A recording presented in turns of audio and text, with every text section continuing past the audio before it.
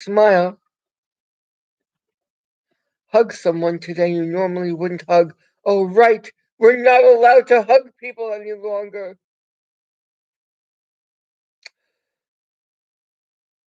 Or look in their facial expressions and have to speak under muffled voices. What did you say? What did you say? Was that miscommunication? Did you tell me you love me and you hate me? I'm not sure. It's muffled.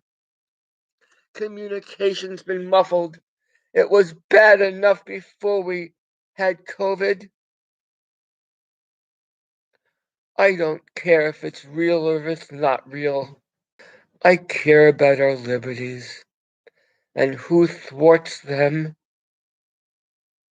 and whether it's taken advantage of gaining power to diminish those liberties, and whether even if COVID was conquered, I fear that the public servants will find another excuse to maintain that new power that they enjoy.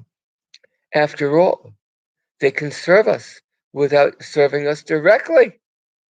They can say, we'll get work done much more efficiently without actually having to interact with the public. It's a mentality.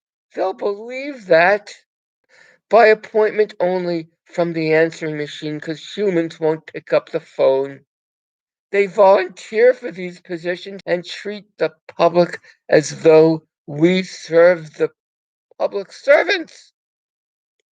It's astounding to me. They just don't want to be us. Public servants will collude and conspire at the drop of a hat just so they don't have to be us because of the nature of First Amendment auditors and cop watchers, especially on second revisits. Leos are learning that the camera is legal from public places, and that anywhere the public can go without a camera, so too can the camera. They might not like it. If they had their druthers, they might actually vote against it, as the majority of Americans would do. Would vote to give up much of their rights, those hard-fought rights, those blood-spent rights, because they haven't been taught. They don't know any better. So I'd like to see the body cams first, if they were on, when the police come to talk to the postal representatives in those back rooms, or public servants, supervisors, about the auditor who's causing problems with their cameras, harassing people silently. I'd like to know what those police officers just say, to be a fly in the wall. Well, we know it's annoying, but unfortunately, they always say, unfortunately, they're allowed to do it. There's nothing I can do about it to stop them. Just ignore them. Don't talk to them. Make believe they're not there. We understand how you feel about it.